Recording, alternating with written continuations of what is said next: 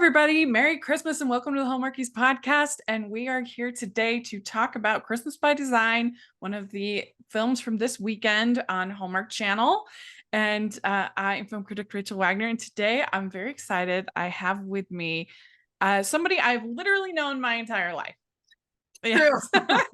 I have Caroline King with me today to talk about this movie, and I was really excited to have you on because this movie's all about fashion and all about fun, and this is what you live and do in your life. And so I just thought this is a perfect chance to have you on the podcast. And thank you so much for coming on and talking about this movie with us.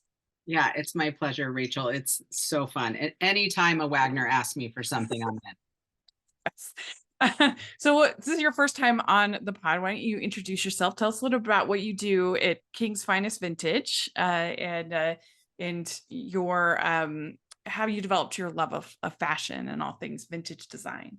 Okay, sounds good. Yeah. So yeah, I own a fashion business. I'm actually in the vintage resale category. So it's kind of a dream come true because I grew up just always fascinated and interested in fashion. Like when I was a little kid, I used to just draw these pictures of ladies with like berets and earrings and like the collar and a scarf, like accessory. I just was constantly like drawing these fashion ladies.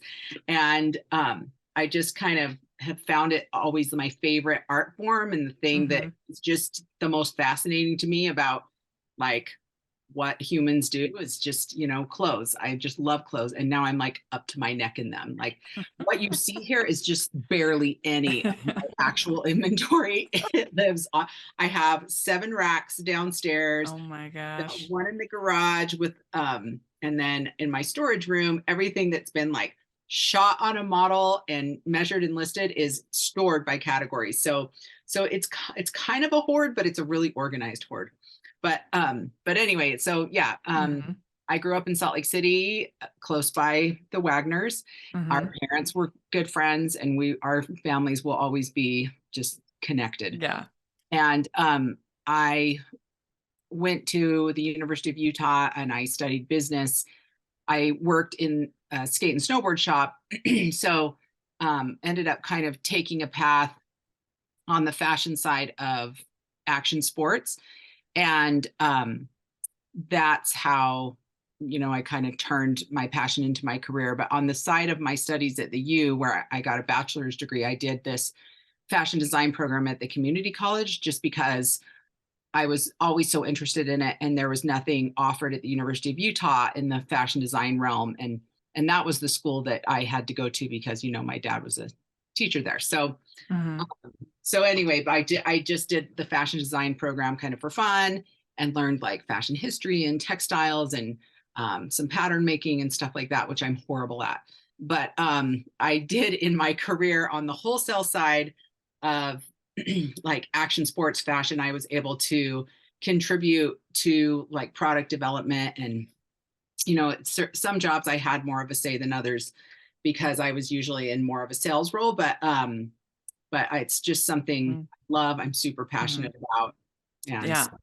Well, I'm really excited because I don't know how I've been doing this podcast since 2017. I'm like, how did I not think sooner of having Caroline on this podcast?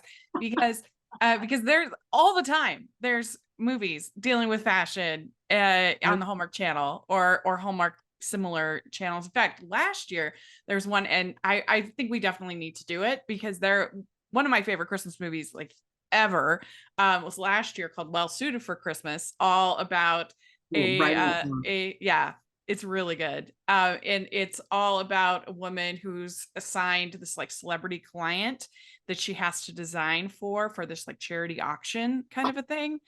And he's like he's supposed to be like a Facebook kind of like suave tech guy.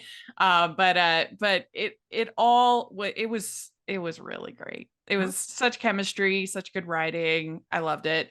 So there's tons of, so hopefully y'all, this will be the first of many times. And yeah, your dad was my dad's professor. Right. Yeah. And that's how they all met. And And I've always had the maze always been in my life. And You know, our in-laws don't even get it. Our in-laws don't. They're like, why are you so obsessed with the Wagners? Why is it like whenever a Wagner comes up, you guys have to just go yeah, on and on? I'm like, yeah, I don't yeah. know. Like, I this is don't how know. we feel about this family, you know? Now, some of them now, Yeah. now that we're like decades in, they're like, okay, I get it. You're really special. Yeah, that's true. Yeah. So do you have a particular era in that you personally and also in your store that you tend to focus on Yeah, as far as vintage looks? I do. I think my personal collection is almost all 1950s with like some Hmm. 1940s. And Yeah.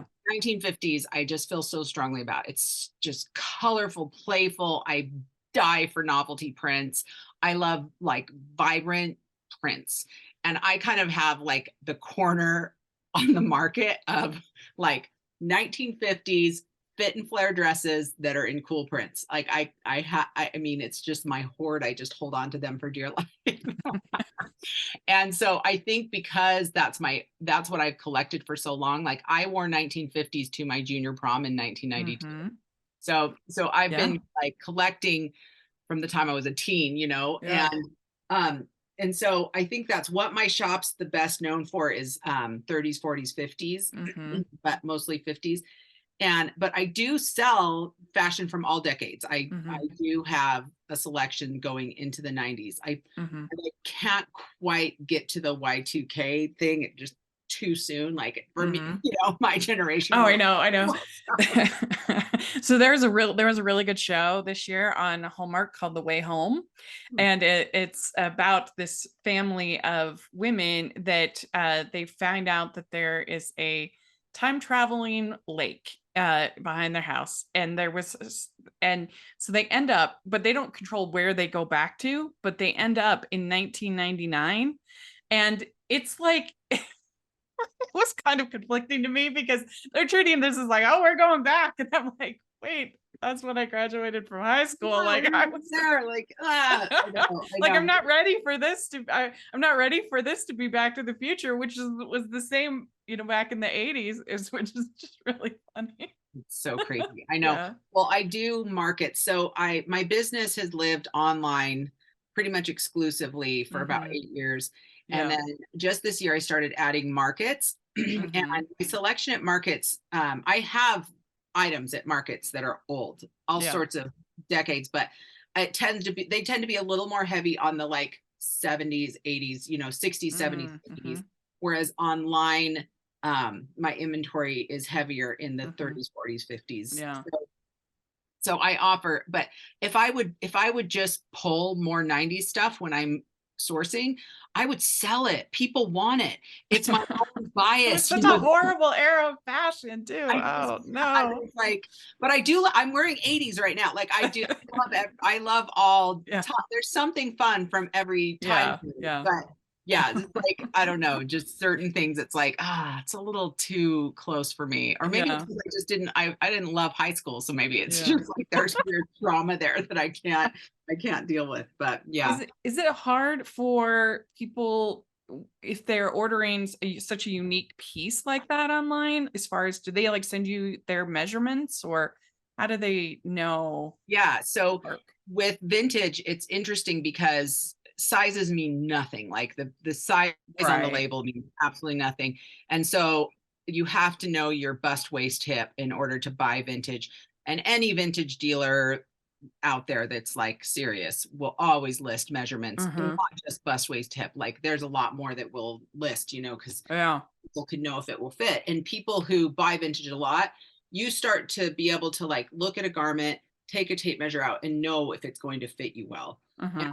And so there's vintage in all sizes, but there's a better selection in smaller items.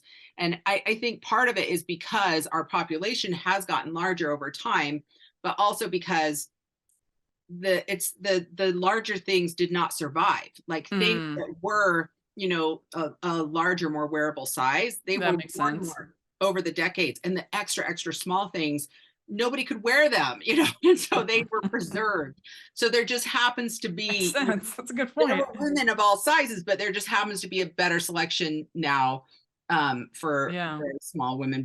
But there's still like, I'm a size large, and my customers know when I post something out of my closet, because I have a number of customers who have my same measurements. And my best customers, I know their bust waist hip. Mm-hmm. I know my 5 best friends bust waist hip. I know it when they're Yeah. heavy, and I know it when they're light. Like I'll be like, oh, yeah, I think this is going to fit her or whatever. Like we all know. Like Yeah. we all Yeah. know. You just have to know in this business. So that's kind of how it works, is that, and I do have customers where if I find something that's their size and that I know is totally like their style, I Uh-huh. just send them the list, like, hey, I thought of you, and oftentimes they'll purchase it. Mm-hmm. Yeah. Oh, that's cool. Yeah, I mean, obviously most of the stuff doesn't fit me, but I always look at it. That's fun. That's fun. Yeah, Yeah. yeah. Yeah. And Rach, I mean, you're gorgeous, and there's totally stuff out there that would fit you, but you don't have as good a selection, and that's Yeah. a bum Yeah. deal of outfit too. Well, let's dive in and talk about this movie. I have to admit, I did think it was going to be a little bit better because I'd read the book, and I enjoyed the book. And I really like the screenwriter who adapted the book. She's made two of my favorites. So I was a little more hopeful that this would be stronger, but it has some good things about it. So Christmas by Design, and it's a fashion designer learns what's most important in life when she joins a Christmas challenge to create a new holiday themed collection. And this stars Rebecca Dalton and Jonathan Keltz, and the writers Robin Neely is the writer of the book, and Carly Smale is the adapter. And she did, like I said, Carly did one called Snowden Christmas, which is a favorite, and also Christmas Pen Pals, which may be my actual favorite What? Christmas I'm writing movie. that down Yeah, too. write it down. It's really good. Really good. But so so I did have pretty high expectations going into this. Mhm. And I should say, so overall, what did you think of So, I mean, overall, it was tasty, like how fast food is satisfying, it? it Yeah. was like, but in at the end, like there wasn't like a, a lot of substance where it like, but I did enjoy it. Like it was Yeah. satisfying, you know what Yeah. I mean? And Yeah. I like to, it's fun to watch beautiful people. And I thought the main characters were quite beautiful to look at, Yeah. but there were some things that, and I'm sure, Rachel, I am so not like a Hallmark expert. So you probably are just like, oh, what? I don't even notice that. But to me, I'm like, oh, North Bend, like, or what was it? Was it North Bend, Connecticut? Like all the names, like Charlotte Carmichael, but my family calls it some of these things like Yeah. Michael. Are we? It was like so exaggerate cliche on some of those where I'm like, come on. But at the same time, it's like I know that they want to like hit those notes that feel Hmm. comfortable, and Yeah. so I totally understand. And it was, I mean, I thought the thing that this is the part that was a little tough for me. Like, it's like I want a happy ending if I'm watching a Hallmark movie. Like, you Yeah. gotta give me a happy ending. But then it was like a double happy ending. I'm like, what? You get both things? Yeah. Like that was the part for Yeah. me that I'm like, come on, wasn't there some element of sacrifice that we're supposed to like learn? I don't know. Yeah. No, I agree that well, there was no reason that she should have given up the opportunity anyway. I mean, so what? She misses this one thing that that she leaves the fashion show that could make and break her entire career, and her friend who works for her and other people involved. It's not like it's just her, but Yeah. no, she's got to be at the jamboree. She's got to be at the and it's like it's just so funny. But yeah, she gets the guy, and she gets the contract after all. And so yay. Ho ho ho. We'd like to take a second and thank our sponsor for this episode of the podcast. It's the Hallmarkies Patreon. Do you love Hallmarkies podcast, especially at Christmas? Do you enjoy the holiday previews, recaps, interviews, and bonus episodes? If the answer is yes, please consider supporting the Hallmarkies Patreon. We need your help to do what we do both during the Christmas season and all year round. But not only do you help a podcast led by strong, independent women by becoming a Patreon, you get to become a part of the Hallmarkies family. Starting at only $2 a month as a patron, you will have access to our Facebook Patreon group where we talk about the movies, shows, and more all year. We also have many monthly patron watch-alongs with guests like Lacey Chabert, Natalie Hall, Paul Campbell, Mary Lou Henner, and more, giving their behind-the-scenes details of their films. As a patron, you also have the chance to provide input into the podcast and even join us at different tiers. So this Christmas season, spread some cheer to the Hallmarkies Patreon and become a member today. You won't regret it. Go to patreon.com/hallmarkies to learn more. That's patreon.com/Hallmarkies. But yeah, I mean, it was cute enough. It's a Christmas movie, but it was extremely generic. This is about as by the books as you're going to get. You've got the girl from the city going to the country, to the small town. You've got the hometown hunk who at least in this movie, they like acknowledged the fact that why is he single? And like all the women were kind of obsessed with him in the town, which was funny because usually it's like not even acknowledged. Like, why would this person be single? Right. Get real. Yeah. I like that. At least that it's like they do acknowledge that like all the girls are crazy for him because, apparently in North Bend, there's not a lot of hot It single. even had a lot of like little tropes, like the fact that they meet via automobile accident. Right. And, I think that's the reason why I haven't met Mr. Sunshine yet, is that I'm too safe a driver. You just back into some people. Yeah, I know. Because you had to drive 4 hours. I'm like, oh no, you had to drive 4 hours? Give me a break. So oh my gosh, 4 hours is nothing. I'm like a true East Coaster that's like complaining about 4 hours. And guess what? On the West Coast, we drive 12 minimum. Yeah. Like, come on. I was also confused about why, like, her family had lived there like her whole life. The Elfscapades were like a big part, yet it seemed like he'd never heard of her, and she'd never heard of him, and nobody had, like, it was just sort of weird. It was like she was a total stranger, but yet her family lived there. Right. No, that's a good point, because that was kind of hard to reconcile. Like, you're so close with her.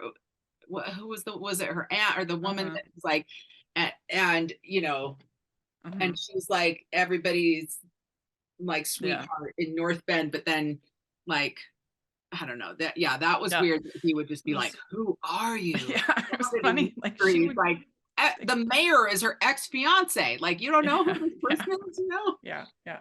Well, and it was also like a classic Hallmark Christmas movie with that basically, like, her being in the city has like ruined her life. She's like the worst. Like, I would say you cannot be a good person in the city, right, in a Hallmark movie unless you are running a parade or a window designer. Those are the only two allowed careers. That's so good. That's so good. And like, I mean, it's so corrupting the city. Yeah, it's so corrupting. And Rachel, we are city girls. I know your Draper address now. But we are city girls. We grew up in Salt Lake City, not the suburbs, the city. Okay. I don't know how I don't know how we have maintained our positive dispositions. We just needed like a widower. But I also lived in a small town in Maryland for my high school years, and there were not as many of these high school hunks as you would think. I don't know, maybe I haven't been back in long enough. Maybe that's the problem. I don't know. But but yeah, it's really, it's just the way it's the beginning was pretty funny, that this, like, there is nothing for her but work, and you're a small businesswoman, so that is a reality, that it does like consume your life. But like, I did think it was like very funny the way that like her employee is like super into Christmas, but also is also Jewish and happens to celebrate Hanukkah, just so we could throw in those like 2 lines of like, we're festive too. I totally didn't catch the Jewish line. Pray for a Hanukkah miracle too. Oh my gosh. Okay. That made me. Hey, let's bring that in.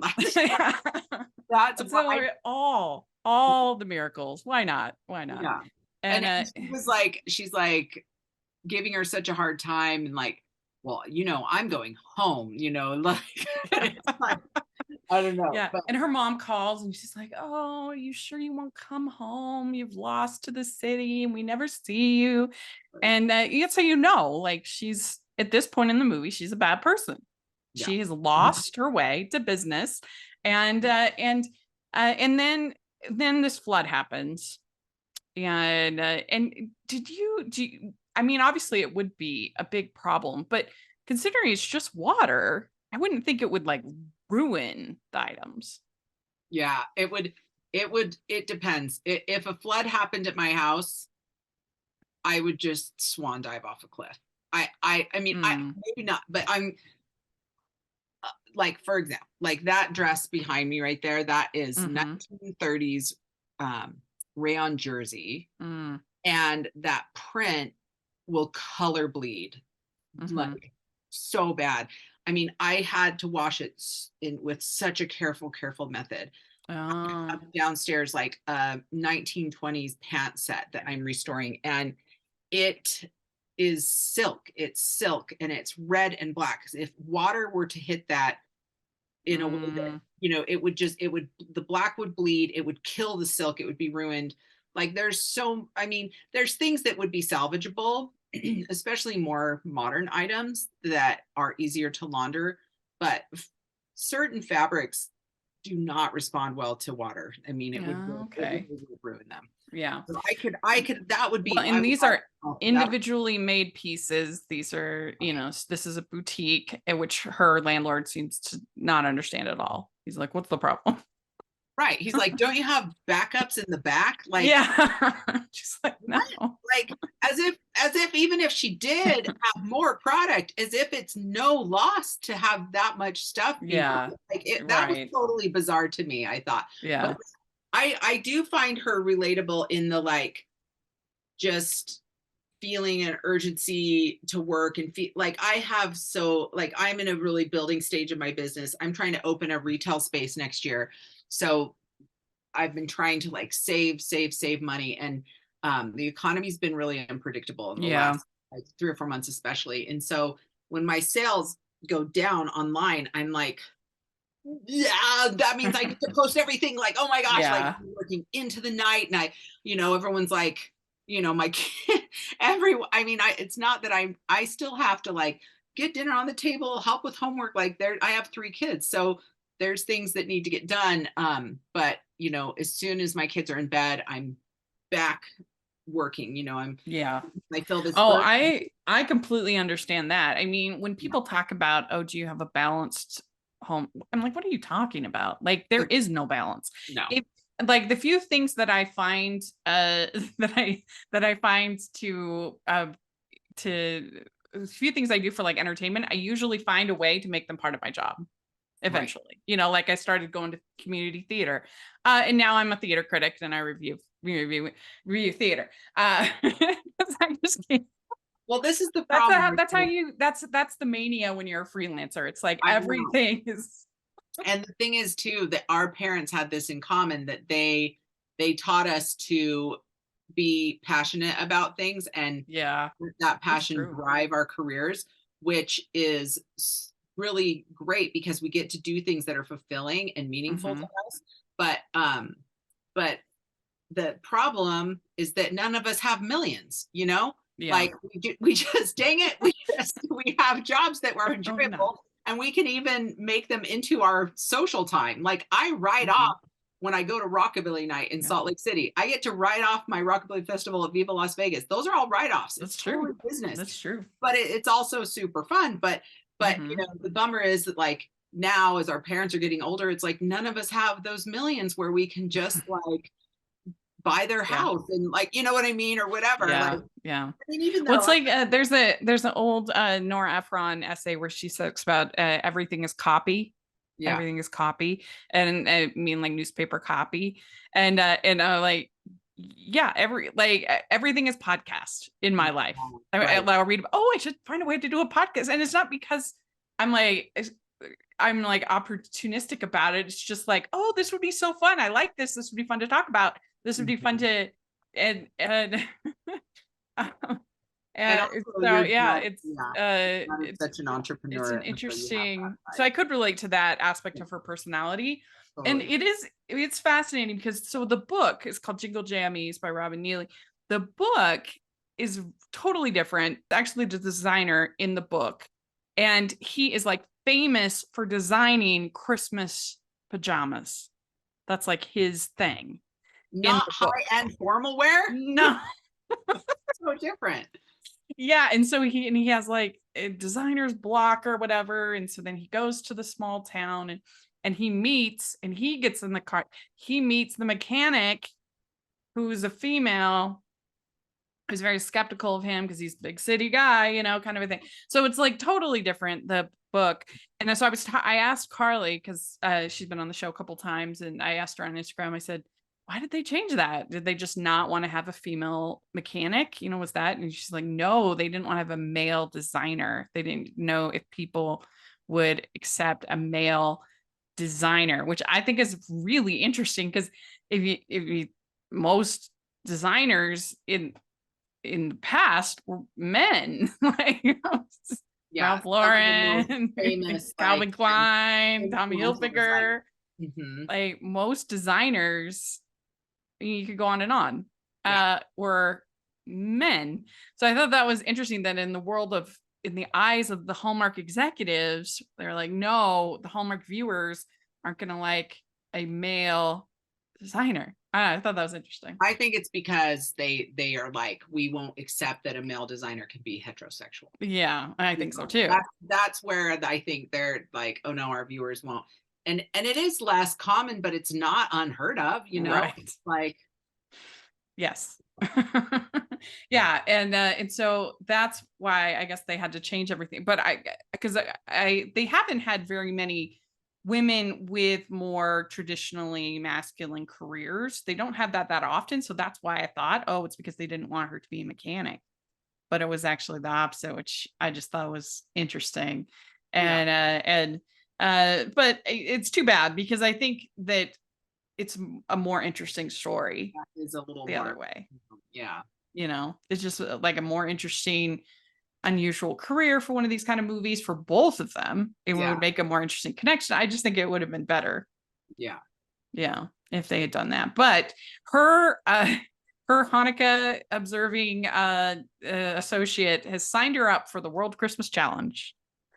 And this is all very vague about what is the Christmas Challenge, but evidently she is accepted into the World Christmas Challenge, and she has to design 2 family pieces. And the key is that they have to be festive, inclusive, affordable, and family oriented. Right. So, yeah, I mean, I've never heard of a contest like this. No, However, yeah. Awesome if it, like, I don't know. I mean, it doesn't seem like in the real life world, this is something that would in any way align with her brand. Right. But I guess she tried to be like, oh no, it's financially because of her flood and stuff that it's going to like, that's the reason why but yeah, I mean, in the design world, branding is so important, it's just, especially to the younger consumer. It's like, they just care so much about your brand and what you stand for. And, so there are things that you will do in the design world to like, that are costly, but you put it as a marketing expense because it makes your brand look better.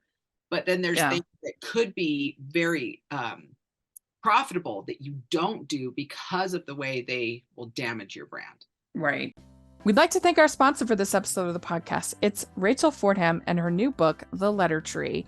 As much as we'd love a long, drawn-out romance that spans many seasons, sometimes we are ready for a happily ever after right now. Rachel Fordham is author of 6 published novels with more on the way. They will transport you to another time, fill your heart, and leave you eager for more. Grab a copy of her latest novel, The Letter Tree, today, wherever you purchase books, or use our affiliate link below, and see why so many Hallmarkies have fallen in love with her sigh-worthy stories. That's Rachel Fordham and The Letter Tree. Yeah. The first thing that I would think of if someone was like, make something, I wouldn't go right to pajamas, but the first thing I would think of is I would think of a maxi dress. There's nothing more inclusive, affordable, and comfortable. I mean, I don't know how clothing can be that family oriented, but like anybody can wear a maxi dress. They are the best. It's like I call them my nightgown with style, because they are just so comfortable and easy and great. And so that's where I would have probably gone first. Yeah. Anybody can wear one. They look good on everybody. Yeah. You know, all women. For Christmas, I would think I would think of plaids and velvet and like gold and silver and things along the lines of like what you'd wear for Christmas parties, kind of type of vibe. But I would also probably think of pajamas, just because, especially now, like Christmas pajamas are such a thing. I don't buy my kids seasonal pajamas because there's 12 other months in the year. Like, it bothers me when but we get like my mom will sometimes buy seasonal pajamas. We get hand-me-downs from friends. So like I'll get pajamas that are like Halloween. And then I'm like, my child's in July with like Boo and a cat. And I'm just like, this bothers me. Why like seasonal pajamas make me crazy? But it's become a real trend for Christmas. Oh yeah. A lot of people do the family photos.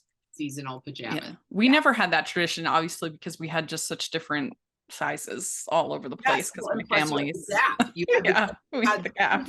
The Wagners, and then Wagners 2.0. Yeah, we say you always burn the first batch. Yeah, your parents are like, okay, we made great ones, but we can do better. Yeah, right. But I did think there was some pretty funny writing when they first meet, and she says 3 words, New York City, and he says hard pass, 2 words, hard pass. Yeah, that was cute. That was pretty funny, I thought.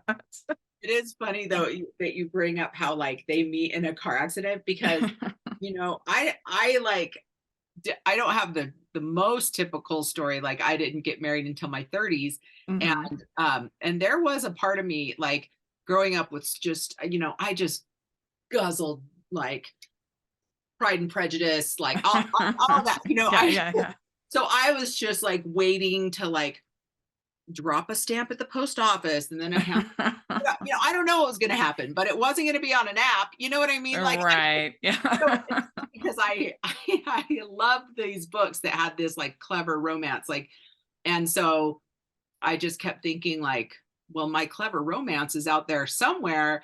And it really wasn't. Like, it really was not like that. I had to like do all sorts of things to try to find a husband. But like, I think so many of us can relate and find really appealing the idea of like meeting someone in an unexpected way. Yeah. Like, and the meet cute. Yeah. Is very appealing. Very appealing. Yeah. I mean, I feel like I wish that my friends and family would set me up more on dates, because my parents met on blind date and my grandparents met on blind date. So I feel like that's like destined.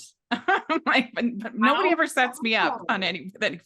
So that is crazy. Yeah. Well, gosh, I wish I knew more single guys hanging around. And it's so funny because a lot of times in these movies, not in this one, but a lot of times in these movies, the single women are like really annoyed that people in their life are setting them up on dates. Right. Like, oh, leave me alone, mom. And I'm like, absolutely. If my parents set me up on a date, I would be thrilled. I know. Well, I don't know anybody.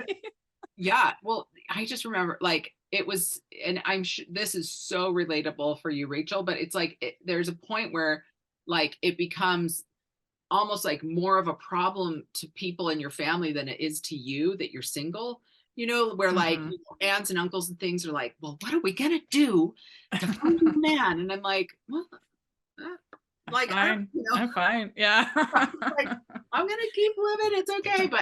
But no, that is true, because they you know, what's interesting is that I've often found that my friends who got married later, who you think would be more sympathetic, Yeah. are sometimes not. They're a little bit like, Dang. wait, compared to like sometimes my friends who get married really young are just like, I have no idea how to really choose, so I have full sympathy. You know, like they don't even try. Whereas like the ones that got married older, I sometimes feel like they can be a little more judgy. Oh, interesting. Yeah, yeah, Yeah. yeah. Sometimes, but this was interesting because they were like, they really were trying in this movie to make her seem like she was a workaholic. Yes, She it was was her like, career. she couldn't stop to have a whole lasagna. That could happen tomorrow. Right. No, It's totally. just like, And that's so relatable too, maybe because tomorrow I can eat dinner. all single women have very much can relate to being blamed for being single. Like, to just Yeah. people being like, well, you just are very career focused. Yeah. Obviously, just it's like, well, yeah, of course I am. What am I gonna do? Yeah. Like, What do you want me to do with my life? like, of course I'm gonna be like, what am I gonna do? I'm gonna Yeah. kill it in my career. Like, what else am I supposed to do? Just study childhood education and hope Yeah. that, like, I'm not, there's nothing wrong with childhood education. I'm just saying, like, I was just like, what? I'm not trying to like fit a mold for like what some conservative dude thinks is like a perfect wife or something. I'm just like, Right. I'm gonna do what I do and do my career, and I'd be thrilled to meet someone. Yeah. So Yeah. that's annoying that they're like, oh, it's her problem. She's so career focused, and that's why. And then she couldn't like accept him until she like decided that family was a bigger priority Right. until, Yeah. but I mean, It's, still, it's because she was in the city. She was the city is corrupted. yeah, she corrupted. She's corrupted. And but I did think, like I said, I did think it was funny that everybody was, I think her name was Gwen, and the other women in town were like really into him and were kind of nuts. They were kind of funny. And then that whole scene at the bar when he's teaching her how to do darts. That was cute. I thought that was kind of flirty and fun. That was Uh, fun. And I yeah. did like Rachel that he wasn't like a hunky, bulky, like Yeah. Yeah. Yeah. ops guy. Like I Right. like that he seemed like a real person, but was kind Hmm. of, you know, Yeah. Yeah. And then they played Pictionary and bingo.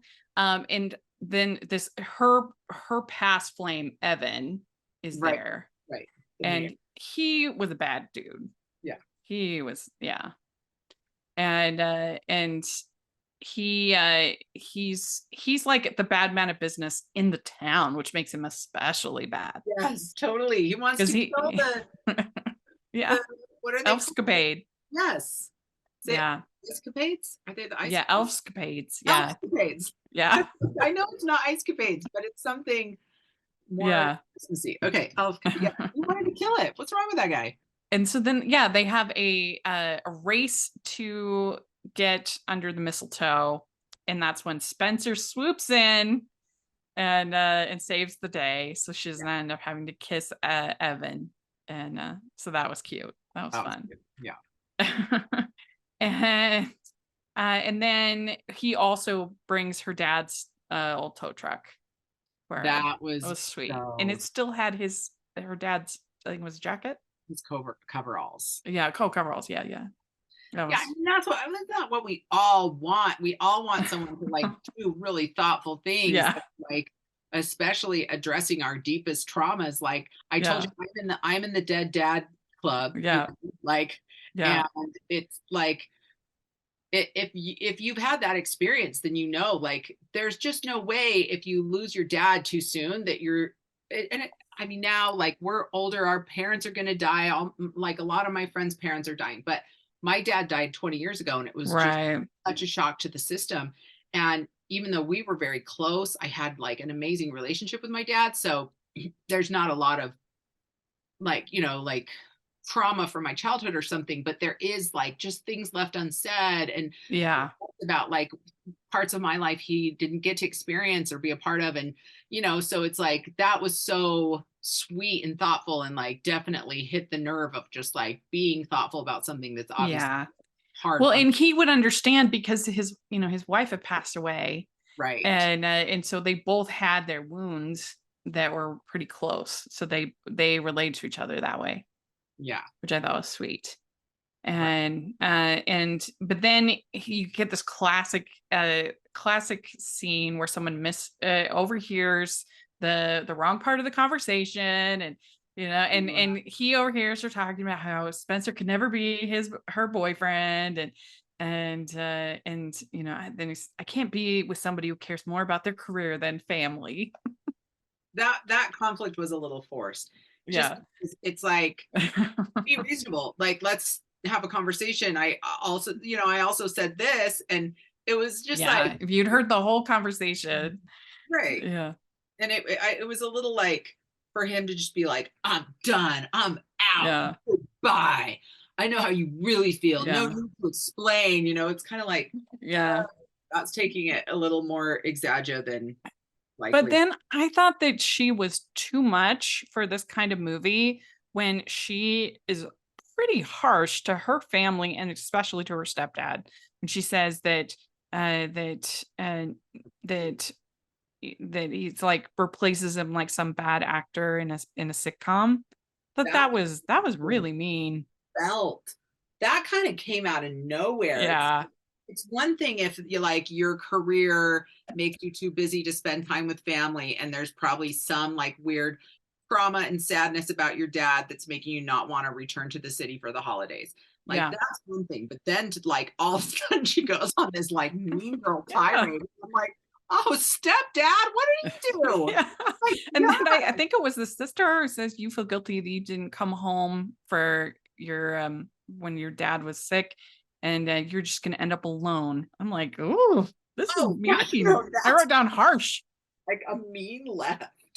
I totally agree. I was kind of like, only my family calls me Charlie. I'm like, whoa, chill out. Like, Yeah.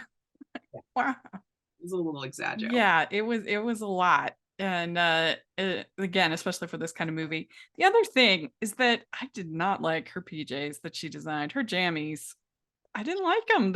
It was like with the plaid and And I guess they had to probably do it that way because she couldn't like because most of the time jammies are very simple. It's just the print that makes them special, not it's just like like, on your there's clothes. Like nothing there's nothing to the really design except for the print. right. And and so I think maybe that's what they were struggling with. And so Yeah. they tried to make them like different pieces of like plaid, and I don't know. It just was like, oh, I don't like that at all. No. Yeah, yeah, And in no way, shape, or form did they speak to or relate to anything they'd shown prior, yeah. To her, what her branding was about and what her design right? was there was like not even a nod to that. It was just like, and here's some really jumbled up weirdo like Yeah. things. What would have been much better is I don't know if you ever watched The Nanny. It was one of my favorite shows. I love the shows, and Fran, it was famous for her fashion Yeah. in general on the show, talking about 90s fashion on The Nanny. But in particular, one of the things is that because she lived at the Sheffield's house, so the scenes at breakfast, she'd always have on a kind of a fluffy statement robe, right, with different different images and different stuff on him and whatever. And so that became kind of a thing of like, oh, what robe is Fran going to be wearing in this episode? And so I think that's how I would have gone, maybe less the jammies, because it's not called Jingle Jammies, so you can make it any kind of loungewear, right? So I would have probably gone for like the statement robes Yeah, and totally. make them like just make them like, yes, all the, what did they say, inclusive, affordable, family friendly, like, but give them like, that would be the way of giving like a little bit of fashion. For sure. I think of a big trend the 30s through the 50s were these chenille robes, Mm-hmm. and they were so glamorous, and I've restored a number of them and sold them all, but I bought two today, but they're children's.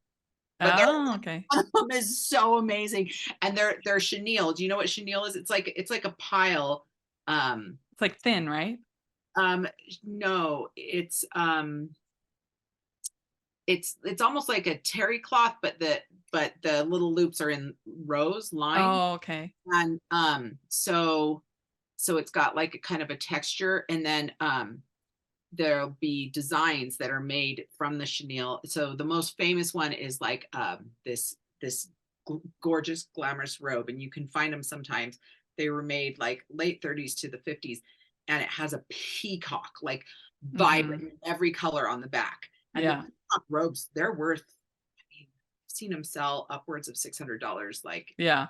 they're amazing. Yeah. But yeah, like something really fun, like playful novelty. Like that's where I would always want to go, is like something that's novelty and What playful. I would have done is I would have had, that waitress lady in Yes. the waitress, because she asked at one point, she asks her like, what fashion means to you? And she's like, oh, something comfortable, whatever. Like, I think that would have been a fun way for the script to go, is to have her design this like really fun, flirty robe. Because you obviously can't do like lingerie or anything, 'cause it's Hallmark. But like, so like a fun, flirty robe, and have the waitress wear it and feel like flirty and beautiful and be like, yeah, kind of a thing. And that would be like, oh, see, you're contributing to the town and you're making everyone feel beautiful. And because we didn't really get to see like the fashion, and that would have been a way of like that would have been a way of like validating her and her life, while also her being, just everything with a small town. And it would just been like such a fun ending, because Yeah. there's no world in which those pajamas that she designed are going to win whatever fashion show They're is like happening. so amazing. That she left, and they're so great. But That the key feature was the embroidery, okay, yeah. customizable embroidery, right? Mm-hmm. Which I don't even, I'm not clear on how that would work, but they came with a patch so everyone can put their name. And that was Yeah. the part that the fashion New York guy was like, it's like, Right. Yeah, it's true. never heard of a monogram, like, but I mean, anyway. don't you think that that would have been like a fun way to kind of like use fashion as a tool to, like tell the whole story and be like, I Didn't don't they know. have some coverall element to them? So it was supposed to be kind of like a nod to her dad's coveralls. That's true. Yeah. We'd like to take a second and thank our sponsor for this episode of the podcast. It's the Hallmarkies merch store. Are you looking for that perfect gift for the postable, hardy, or Hallmarky in your life? What about getting that t-shirt or hoodie that will help you stand out at your next holiday party? Now is the time to check out the Hallmarkies merch store. Full of festive designs by artists like Jessica Miller, Carrie from Hallmark Comics, and more. You can even have more than just shirts, but totes, cell phone cases, notebooks, mugs, and more. And it isn't just Hallmark. We have designs for Anna Green Gables, Man from Snowy River, The Nanny, and more. Every purchase at the merch store goes to help support the podcast and allows us to make the great content you know and love. There are frequent sales, so go to tpublic.com/stores/Hallmarkies or see the link in the description. That's tpublic.com/stores/Hallmarkies. I guess the one good thing is that if she's going to be so harsh, she does apologize pretty fast. Like the next scene, she apologizes to Spencer. She apologizes to the family. And then they have this, I did think the Christmas jamboree where they're all in their jams. That was really fun. Yeah. I was like, I want to go to one of those. Yeah, totally. Let's yeah. All right, let's plan it. that was cute. I will tell you, I'm going to tell you this one little pet peeve I have.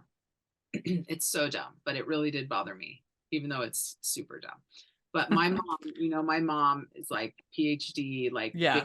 She's like, she puts Tim Gunn to shame. Like the words she uses all the time. We're like, Mom, what the crap does that mean? We have never heard that word in our life. Like she's just so smart. And and she's kind of annoyingly like corrected us all our life.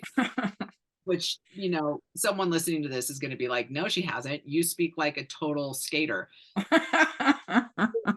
She just didn't succeed. But I noticed when she answered the phone at some point, Charlotte Carmichael was like, this is her. And I'm like, oh, my mom would like slap that phone out of your hand if you said this is her. Oh, yeah. You're supposed to say It's this true. is she, or this Right. is Charlotte, Yeah, this is Charlotte. Nobody caught that over at Hallmark. Yeah. And so she tries to call, and he because like he thinks that cause she shows up, she's trying to give him this gift, but he's like upset, and then he ignores her calls, and she leaves the voicemail, Mhm. and basically she almost hits him again with her car. That's pretty great. And she left the fashion show.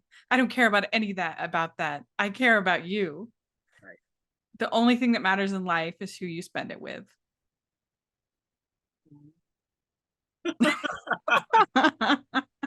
I mean, there is some There's some other things. truth to it, that like I do think there's some truth to the fact that I don't care if you have the fanciest job in the whole world. If you're working with miserable people, it's gonna suck. Oh, 100. Like, and I think that when I was younger, I don't think I really believed that until I had a truly sucky job. And then I realized, I'm like, oh my gosh. Because if your job sucks, your whole life sucks. Like, it's so much of your day, and so much of, and every job has things that you don't like. But when you're in truly that like dark place of unhappiness, and it's brutal. It's tough. It affects every facet of your life. Yeah. It's not worth it. I totally agree with that. And I'll tell you, this is a funny side note. I used to be for about 9 years, I worked for this action sports news and information website. I sold advertising for them, but it was like a way to stay connected. And we had these events where we'd have they were called executive roundtables, and we'd have an executive come from a really big company in the industry, and they'd talk to and people would come from all these big companies to like hear what they had to say and listen to their insights, and that we'd have a live interview and a question answer session. And we had this executive from a very large company. I don't know why. I just won't say who. Right. But it was a huge company, and he was in that somebody had asked him about like their hiring process and how he found talent, and he was like, there's so many talented people, and we really try to find the person that's right for the job, but with this one rule that we will not break under any circumstance: we will not hire any a-holes. Like, but he actually says, Yeah, right. no a-holes. There's some really talented a-holes out there. Yeah. Really talented. And he's like, we're not interested. No, thank you. Goodbye. Go to somewhere else. Like, Yeah. and I'm like, that's such a good philosophy. Because it really I is. work with some really talented a-holes, and they know they're really talented, and then, so you have to try to work with them, but they're so unreasonable, and they make your life misery. So yeah. Mm-hmm. Yeah. It's a big deal. Your It's work environment's the worst. Yeah. And so in that sense, I think that it is true that the only thing that matters in life is who you spend it with. In that sense, it's true. Yeah. But like, you still hopefully want to contribute something meaningful to the world. And I mean, it is true that the people that you love in your life are the only people that are going to remember us. Like, maybe if you're like president or something, but even how many of the presidents do we even forget? We don't even know. We barely remember them. And so the people in your life are the only people you have to worry about having a legacy with.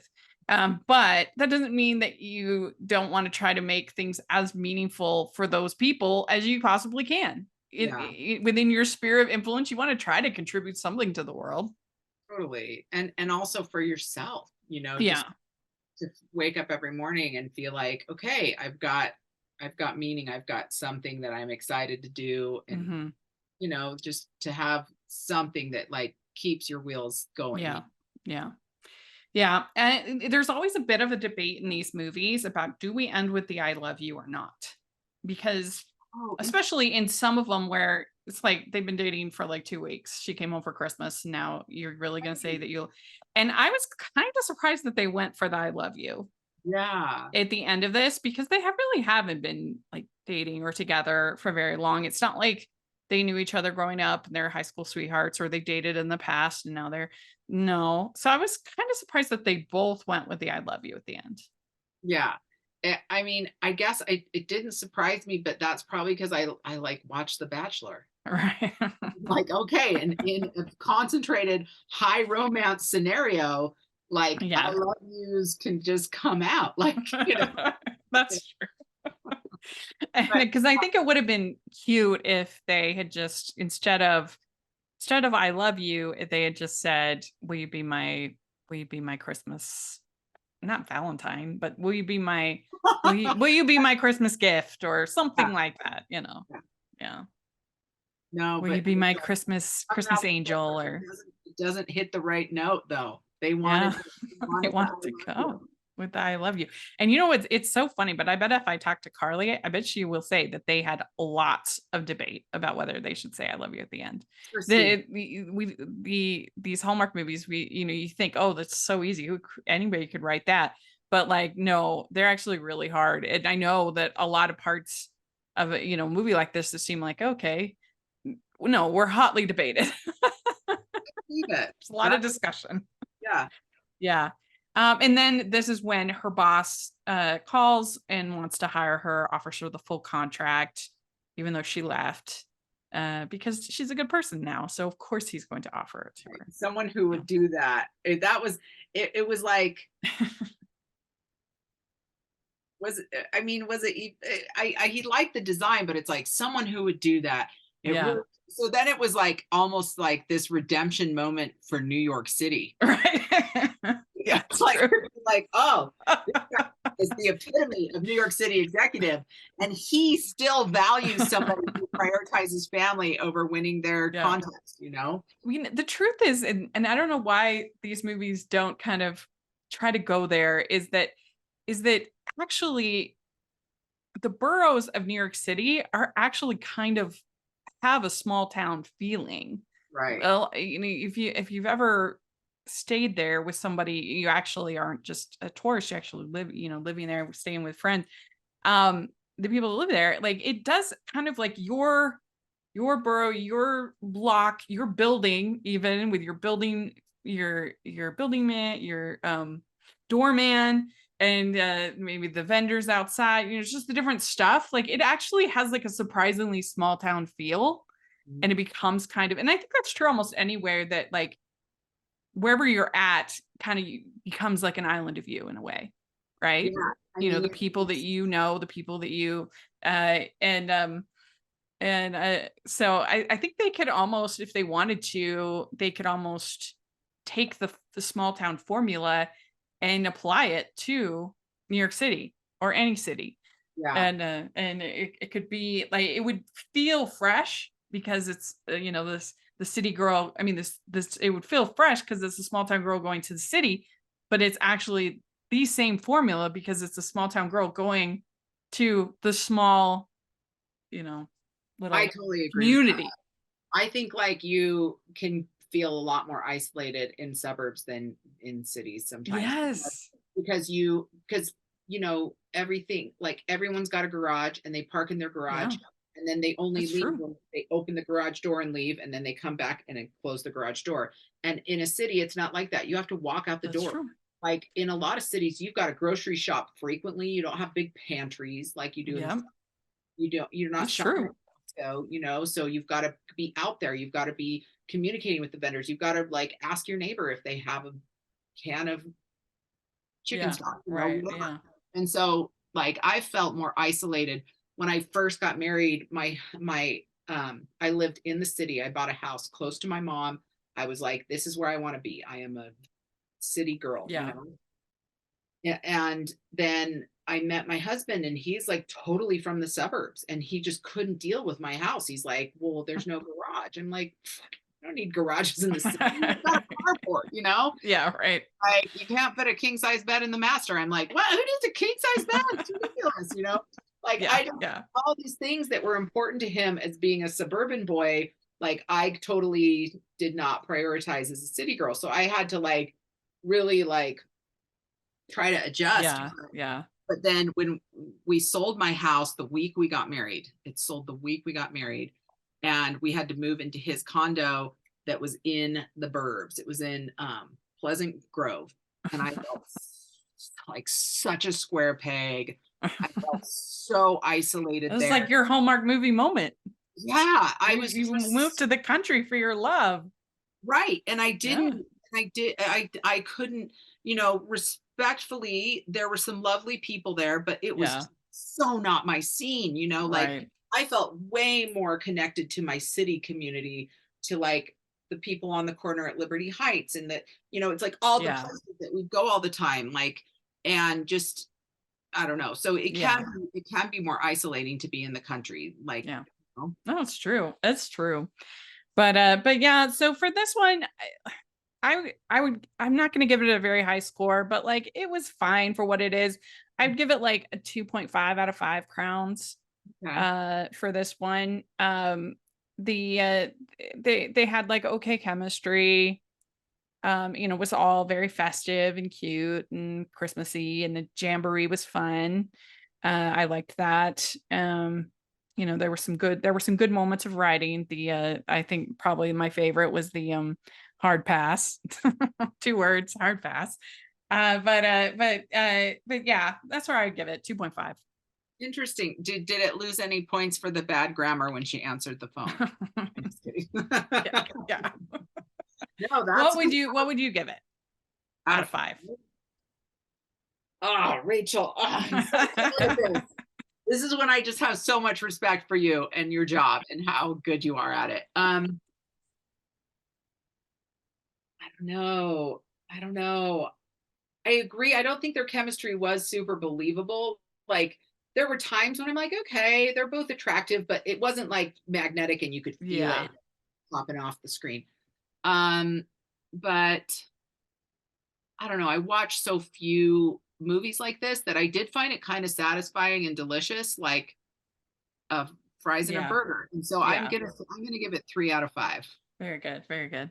Well, thank you so much. This was a blast. I really enjoyed it, and we'll definitely have you back. And I've already got some ideas of other, because not only do you are a big baker too, so there's like Yes. a billion Hallmark movies with Whoa, bakers. that used to be my side hustle. So yes, we'll definitely have you back. But if people want to check out what you do, the fashions, if they want to see, where should they go? King's Finest Vintage is currently on Etsy. So it's just, you just type it into the search field and my shop comes right off. But I am developing my own website right now. It should be launched by the end of the year. So that'll be kingsfinestvintage.com. You can also just follow me on Instagram, King's Finest Vintage, all one word. And that way you'll get updates on everything that's happening, like my store I'm planning to open in the spring. So Sweet. Yes. So I'll have all that information in the description. You all should check it out. It's really fun. And you can find me at Rachel's Reviews, all over social media, iTunes, YouTube, and on Rotten Tomatoes. So check that out. Also, make sure that you're following the podcast at Hallmarkies Pod and Hallmarkies Podcast, all over social media. And if you are listening on iTunes, please leave your ratings and reviews 5 stars. It really helps us a lot, especially during the holidays. And if you are watching YouTube, please give the video a thumbs up and subscribe to the channel. Most of our viewers on YouTube aren't subscribers. So if you're in that camp, please subscribe. It really helps us a lot. And then we also have the Patreon, and every month we have a watch along where we have talent come and they share and we watch one of their movies with us, and it's super fun. Great way to get the behind the scenes of the movie making process. And this next month, I'm really excited because we're going to have Lee Friedlander, director extraordinaire, on for the patrons, and we are going to be watching Royal Queen's Christmas, which is another fun movie, Christmas movie. So that's going to be very fun. So those are the opportunities you get as a patron, along with weekly exclusive reviews and much more. So please, please, please, please, please check out the Patreon. And then also we have our merch store, pretty fun things. And this year, the theme of the new merch is all inspired by Barbie. And so it has a Barbie aesthetic. So I think they're pretty fun. So you should check it out. and that all helps the podcast and helps to do what we do. And so we really appreciate it. And thanks so much. This was a blast. And Merry Christmas. Yeah, Merry Christmas, Rach. It was Bye, so fun to see you. Say hi to all the Wagners for me. everyone. Okay.